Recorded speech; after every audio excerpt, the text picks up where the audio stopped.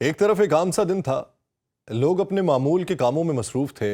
जहलुम की गलियां हमेशा की तरह अपनी खामोश रूटीन निभा रही थीं, मगर उसी खामोश माहौल में एक ऐसी गिरफ्तारी हुई जो अगले कई माह तक सिर्फ एक शख्स की नहीं बल्कि पूरे मुआशरे की गुफ्तगू का मरकज बनी रही।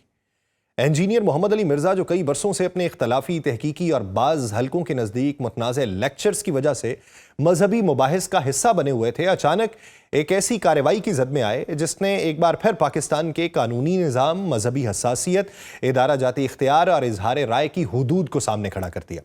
27 अगस्त की वो घड़ी किसी फिल्मी मंजर की तरह सामने आती है जब जहलुम पुलिस ने एक पब्लिक ऑर्डर ऑर्डिनेंस के दफ़ा 3 के तहत उन्हें गिरफ्तार किया और गिरफ्तारी के फौरन बाद शहर में गैर मामूली हलचल पैदा हुई। उनकी जो एकेडमी है उसको सील कर दिया गया, पुलिस की भारी नफरी तैनात हुई, रास्ते महदूद हुए और यह तासुर दिया गया कि यह सब कुछ एक मुमकिन बड़े रद्द-ए-अमल से बचने के लिए किया जा रहा है, क्योंकि मजहबी हल्के सैकड़ों की तादाद में जमा होकर इस कार्रवाई को न सिर्फ सराह रहे थे बल्कि मजीद इकदामात के मुतालिबे कर रहे थे। तो 101 दिन बाद जो रिहाई अमल में आई है, 101 दिन में होता क्या रहा, असलूब किस हद तक तब्दील होने चाहिए और किस पैराए के अंदर होने चाहिए, उसी का अहाता इस व्लॉग में। आप सब पर सलामती हो, मैं यासिर रशीद हूं और आप देख रहे हैं सुनो न्यूज़। नाज़रीन, मिर्जा साहब की गिरफ्तारी कोई पहली मर्तबा नहीं थी, बल्कि ये अगर इसका मंजरनामा देखा जाए, माजी देखा जाए, तो इसके पीछे कई बरसों के तनाज़ात हैं, इख्तलाफात हैं और मुबाहिस का पस मंजर भी है। 2020 में जब पहली दफ़ा उन्हें सेक्शन 153A के तहत गिरफ्तार किया गया था, तब भी मुल्क में एक लंबी बहस छिड़ी थी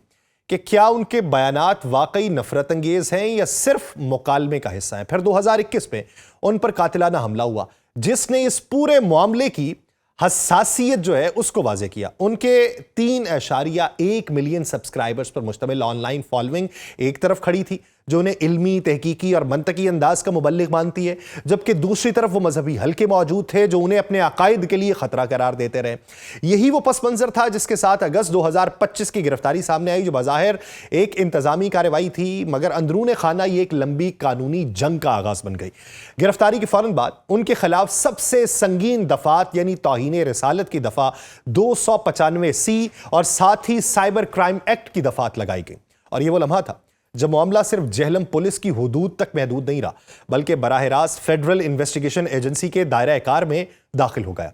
एक शहरी की दायर करदा दरखास्त पे उनके बयानात को गुस्ताखाना करार देकर FIA ने 7 रोजा जिस्मानी रिमांड हासिल किया और उसी रिमांड के दौरान उनके मुख्तलिफ लेक्चर्स का मवाद, उनके बयानात और उनकी सोशल मीडिया सरगर्मियों को बुनियाद बनाते हुए कहा गया कि यह सब कुछ इश्तियाल का बायस है, मजहबी जज्बात को मजरूह करता है और बाज हल्कों के मुताबिक यह फसादुल फिल अर्ज के जुमरे में आता है। इस्लामी नजरियाती काउंसिल की तरफ से हालिया बयानात ने इस मामले में मजीद संजीदगी शामिल की, क्योंकि जब कोई रियासती इदारा किसी केस को अखलाकी या समाजी खतरा करार दे दे तो फिर मुकदमा कानूनी होने के साथ साथ अलामती भी बन जाता है। 7 रोजा रिमांड का वक्त पूरा हुआ तो उन्हें रावलपिंडी की अडियाला जेल मुंतकिल कर दिया गया। नई फाइलें, नए हिफाजती इंतजामात, नए खदशात और यूं उनकी वो कैद शुरू हुई जो मजमूई तौर पर 101 दिन तक जारी रही। जेल में उन पर आम कैदी की तरह सलूक नहीं था, क्योंकि उनके खिलाफ लगाई गई दफात हसास तरीन थी। मुख्तलिफ हवालों और मुख्तलिफ बैरक्स में उन्हें मुंतकिल किया जाता रहा, कभी सिक्योरिटी के नाम पे, कभी इंतजामी ज़रूरियात के तहत, और मुल्क के अंदर एक बहस जारी रही। कुछ लोग इसे मजहबी तौहीन का वाज़े केस समझते थे, कुछ इसे आज़ादी इजहार का मसला करार देते थे, कुछ इसे रियासती कमजोरी करार देते थे, कुछ इसे सियासी दबाव का नतीजा। लेकिन हकीकत यह है कि इन 101 दिनों में अदालतों में समातों का एक तवील सिलसिला चलता रहा। वकला दलाइल देते रहे, मजहबी हल्के अपने मुतालिबात दोहराते रहे, सेशन कोर्ट ने उनकी जमानत मुस्तरद करके मुकदमे को मजीद एक सख्त मोड़ में दाखिल कर दिया। इसी दौरान लाहौर हाई कोर्ट के रावलपिंडी बेंच में अपील दायर होती है और यह वो मरहला था जहां पूरे केस का रुख बदलने वाला था। कई समातें हुई, वकला ने कानूनी पहलुओं, शवाहिद, दफात और साबिका अदालती नज़ायर पे दलाइल रखे और बिल आखिर 2 दिसंबर 2025 को जस्टिस सदाकत अली अब्बासी ने 5-5 लाख रुपए के मचलकों के एवज उनकी जमानत मंजूर कर ली। यूं वो 101 दिन की कैद के बाद बाहर आए। रिहाई के इस लम्हे में वो मंजर भी अपनी जगह अहम था कि जेल के बाहर जो लोग मौजूद थे वो इसे नजरियाती जीत करार देते थे, मगर दूसरी तरफ मजहबी हल्के भी हैं जो इसे खतरनाक नज़ीर समझते हैं। इस पूरे सफर में एक मकाम पे रियासत को भी अपना किरदार बदलना पड़ा। एक तरफ मजहबी जज्बात का दबाव, दूसरी तरफ कानूनी अमलदारी को बरकरार रखना, तीसरी तरफ पॉलिटिकल नैरेटिव और चौथी तरफ बैनुल-अक़वामी इंसानी हुकूक की निगरानी जो हर एक ऐसे केस को बारीकी से देखती है। यही वजह है कि इस केस की हर पेशी, हर अदालत, हर दायर की गई दरखास्त और हर बयान को दिलचस्पी के साथ उनसर में रखा गया, क्योंकि यह मुकदमा सिर्फ एक फर्द का नहीं था बल्कि वसी तर सवाल उठा रहा था कि इजहार राय की क्या हुदूद बदल रही हैं, क्या मजहबी फाउंडेशन पर बनने वाले कवानीन को जो इस्तेमाल किया जा रहा है उसका इस्तेमाल दुरुस्त है, या ये एक ऐसा तवाज़ुन है जो बार बार बिखर जाता है। और मिर्ज़ा साहब की रिहाई के बाद भी ये कहानी ख़त्म नहीं हुई, बल्कि अब इसका दूसरा बाब शुरू हुआ है कि मुकदमा ट्रायल में क्या रुख लेगा। क्या वो दोबारा अपने लेक्चर्स उसी अंदाज में जारी रखेंगे, क्या रियासत उन पर मजीद कदगन लगाएगी, और सबसे बढ़कर ये कि क्या मुआशरा इस बहस को किसी मुस्तकिल समत में लेके जाएगा, या फिर हर ये चंद साल बाद कोई नया वाकया, नई गिरफ्तारी, नया मुकदमा और नई बहस जन्म लेगी। इस पूरे पस मंजर के बावजूद एक बात तय है कि ये केस पाकिस्तान की अदालती, समाजी और मजहबी तारीख के अंदर एक अहम हवाला भी बना, और आने वाले दिनों में इसका असर जो है ये बयान, सियासत, मजहबी बयानी और ऑनलाइन प्लेटफॉर्म्स के ऊपर भी ज़रूर दिखाई देगा। ज़बान अगर मैं मौजूदा तौर पे आसान रखूं और तासुर जो है उसका ठीक रखूं, जुमले अगर मैं उसके अंदर समोना चाहूं तो ये तनकीद नहीं है बल्कि फ़हम और एहतियात का पैगाम आपको देता हूं, ताकि आपको जानिबदारी का तासुर ना मिले और संजीदा और जिम्मेदार गुफ्तगू जो है वो आपको देखने को मिले। तो इस पूरे मंजरनामे में एक चीज़ समझाने की ज़रूरत है कि ये सारा वाकया जिसमें गिरफ्तारी, इल्ज़ामात, रिमांड, जेल मुंतकली और तवील कानूनी जंग शामिल है, ये एक तरफ कानून की पेचीदगियों को सामने लाता है, दूसरी तरफ ये एक बुनियादी सवाल भी उठाता है कि इस मुल्क में जो लोग मजहबी मौज़ूआत पर गुफ्तगू करते हैं, चाहे वो किसी भी मकतब फ़िक्र के मानने वाले हों या तहकीक और मुतालबे के तालिब इल्म हों, उन्हें किस कदर एहतियात से कदम रखना है, क्योंकि मजहब का दायरा सिर्फ अकीदे का मसला नहीं बल्कि ये जज्बात, एहतराम, तारीख, रिवायत और माशरती हम आहंगी से भी जुड़ा है। यही वो मकाम है जहां गुफ्तगू के अंदाज, लहजे, अल्फाज के चुनाव और हवाला देने के तरीके की जिम्मेदारी कई गुना बढ़ जाती है। जब कोई खतीब, जब कोई मुबल्लिग, जब कोई उस्ताद या कोई मुहक्किक किसी ऐसे मौजू पर लबकुशाई करता है जो सदियों से दिलों में रचा बसा हो और जिससे करोड़ों अफराद की वाबस्तगी हो, तो वहां इल्म सिर्फ मालूमात नहीं होता बल्कि वो एक अमानत बन जाता है। ये मिर्जा साहब के बारे में नहीं है, कुली तौर पे उनके बारे में नहीं है, ये उनके मुखालिफीन के बारे में भी नहीं, ये मैं हैसुल कौम बात कर रहा हूं। इस्लामी तारीख में गुफ्तगू की एहतियात पर सबसे रोशन मिसाल जो है ये रसूलुल्लाह सल्लल्लाहु अलैहि वसल्लम की है, जिन्होंने ना सिर्फ अपनी बात को सच्चाई और वजाहत से पेश किया बल्कि यह भी सिखाया कि बात किस वक्त, किस जगह और किस अंदाज में करनी है। हदीस में आता है कि आपने फरमाया कि लोगों से उसी सतह पर बात करो जिसे वो समझ सके। इस एक जुमले में पूरी हिकमत मौजूद है कि इल्म अपनी जगह, मगर इल्म का अंदाज, इल्म की पेशकश और इल्म के मुनासिब अल्फाज चुनने की जिम्मेदारी उससे कहीं ज्यादा अहम है। यही उसूल जो है ये सहाबा के दौर में भी नजर आता है, जहां इल्म के बड़े बड़े हामिलीन भी इख्तलाफ के बावजूद अदब का दामन नहीं छोड़ते थे। हजरत इब्ने अब्बास रज़ी अल्लाह अन्हु जो कुरान के तर्जुमान कहलाते हैं, जब इल्मी इख्तलाफ बयान करते थे तो पहले अपने मुखालिफ आलम का एहतराम करते थे, यानी मुखालिफ आलम ये कि जो उनके सामने मुबाहिस के लिए पेश हुआ, फिर अपनी दलीलें पेश करते थे ताकि कोई शख्स इख्तलाफ को दुश्मनी न समझ बैठे। तारीख के बड़े मुफस्सिर, मुहद्दिस, फुकहा, सूफिया और खुतबा ने हमेशा इस बात के ऊपर जोर दिया है कि मजहबी गुफ्तगू के अंदर नर्म लहजा हो, मोहताज जुबान हो और ऐसा असलूब होना चाहिए कि सुनने वाला अगर इख्तलाफ भी करे तो उसके दिल में चोट ना लगे। इमाम अहमद बिन हंबल के ज़माने में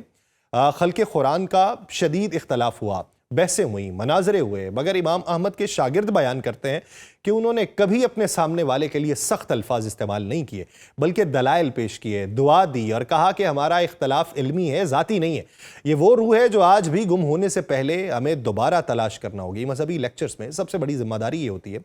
कि हवाला देते वक्त इस बात को यकीनी बनाया जाए कि बयान ऐसा ना हो जिससे गैर ज़रूरी इश्तियाल पैदा हो, क्योंकि कुरान ये कहता है कि लोगों से नरमी से बात करो, और एक दूसरी जगह हुक्म दिया जाता है कि बहस करो मगर बेहतरीन तरीके से। अगर कुरान अपने मुखालिफीन के साथ भी बेहतरीन गुफ्तगू का हुक्म देता है तो फिर मुसलमानों के अंदर होने वाले इख्तलाफात में यह एहतियात उससे कहीं ज्यादा लाजिम हो जाती है, खास तौर पे जब सोशल मीडिया और यूट्यूब जैसे प्लेटफॉर्म्स ने गुफ्तगू को वसी और बैक वक्त हजारों लोगों के सामने कर दिया है। तो एक जुमला, एक तासुर, एक लफ्ज ऐसा असर डाल सकता है जो पुराने जमाने के मनाजरों में भी कभी नहीं पड़ता था।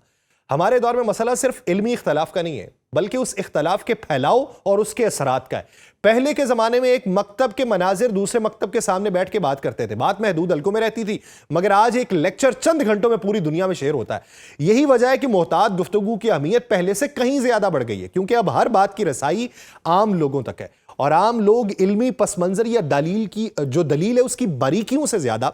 लहजे, जज्बात और तासुर से मुतासिर होते हैं। हमारी तारीख में ऐसे वाक़यात मिलते हैं जहां एक गैर मोहतात खुतबा, या मुबल्लिग की सख्त जुबान ने खानकाहें जला दी, बाजारों में हंगामे करवा दिए। कई मरतबा ऐसे इख्तलाफात ने खून खराबे तक बात पहुंचाई है। उंदलस के आखिरी दौर में फतवों की सख्ती और खुतबों की शिद्दत ने माशरती तकसीम को तेज कर दिया था और मुहक्किकीन ये लिखते हैं कि उसने जवाल को कई गुना बढ़ा दिया था। बर्रे सगीर में शाह इस्माइल शहीद का वाकया भी मिसाल है, जहां उनकी जो किताब है तक़वियतुल ईमान, उसने एक इल्मी बहस छेड़ी मगर उसे अवामी सतह पर समझा ना जा सका और दोनों तरफ गलत फहमियां पैदा हुई। बाद में इस मसले ने तहरीकों, जमातों और गिरोहों की शक्ल इख्तियार कर ली और ये मिसालें सिर्फ ये बताती हैं कि इल्म जब दलाइल से निकल के जज्बात को चोट पहुंचाने लगे ना, तो उसके असरात फिर आसपास नहीं रहते, कई नस्लों तक जाते हैं। इसीलिए आज के दौर के लेक्चरार जो हैं, यूट्यूबर जो हैं, मुहक्किक जो हैं, स्कॉलर हैं, मुबल्लिग हैं और ऐसा कोई भी फर्द जो लाखों लोगों तक बात पहुंचा रहा हो, उसे 3 बुनियादी उसूलों का ख्याल रखना चाहिए। पहले कि इल्मी गुफ्तगू में सख्त अल्फाज नहीं होने चाहिए, क्योंकि कुरान ने मोमिन की अलामत जो है वो नर्म गुफ्तारी और हिकमत से बात करना बताया। ये बिलखुसूस मजहबी उनसर की बात कर रहा हूं। दूसरा ये कि इख्तलाफ को इख्तलाफ ही रहने दें, उसे तहकीर की शक्ल ना दें। तीसरा ये कि दीनी मौज़ूआत को ऐसे अंदाज में बयान करें कि सामे को यह महसूस ना हो कि उसके जज्बात या अकायद के ऊपर वार हुआ है, बल्कि उसे महसूस हो कि इख्तलाफ दलील के साथ है और मकसद खैर है। मिर्ज़ा साहब का केस हो या किसी और मुबल्लिग का या मिर्ज़ा साहब से इख्तलाफ रखने वालों का, हकीकत यह कि हमारे माशरे में मजहबी हसासियत शदीद है और इस हसासियत का एहतराम सिर्फ कानूनी मजबूरी नहीं बल्कि इस्लामी अखलाकियात का हिस्सा है। पैगंबर इस्लाम ने यह फरमाया कि तुम में से बेहतरीन वो है जो अपनी ज़बान के जरिए दूसरों को तकलीफ ना पहुंचाए, और ये उसूल आज के हर खतीब पे लागू होता है और हर तहकीककार पे होता है। इसके बावजूद ये भी हकीकत है कि इल्म को रोक देना हल नहीं है, लेकिन उसे मुनासिब अंदाज में बयान करना ही असल जिम्मेदारी है। इस सारे पस मंज़र के बाद एक बार फिर सवाल ये सामने आता है कि अगर इल्मी गुफ्तगू को हिदायत का जरिया बनाना है तो उसके लिए वही सलीका, वही हिकमत, वही दानाई, वही एहतियात, वही वक़ार ज़रूरी है जो हमारे इस्लाफ का तरीका था। वरना एक जुमला कई इदारों को हिला देगा, एक बयान अदालतों की तरफ धकेल देगा, एक लेक्चर कई शिकायत को जन्म देगा। नतीजा वही होगा जो हम बार बार देखते हैं। इख्तलाफ रहेगा, तहकीक भी होगी, मुकालमा भी होगा, मगर अंदाज़ ऐसा होगा कि इल्म नहीं फैलेगा, फसाद फैलेगा। तो अंदाज ऐसा होना चाहिए कि इल्म फैले, फसाद ना फैले, दलील मजबूत हो मगर दिल ना दुखे, बात साफ हो, आग ना भड़के। यही वो सुन्नत है, यही वो तारीख है जो हमारी मौजूदा ज़रूरत है। मुझे दीजिए इजाज़त, अल्लाह ने के पास।